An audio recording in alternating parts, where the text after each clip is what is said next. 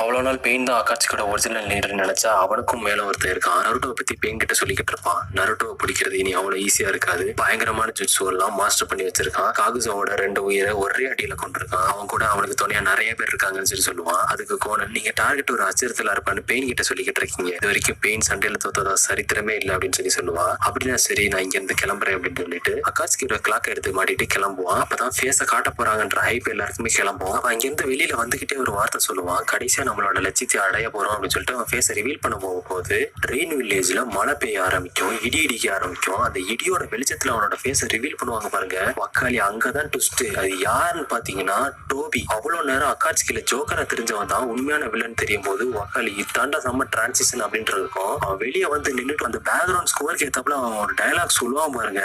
ஷெரிங்கானோட உண்மையான சக்தி நான் தான் மாதரா உச்சிகா அப்படின்னு சொல்லி சொல்லும் போது சரியான கூஸ்பம்ஸா இருக்கும்.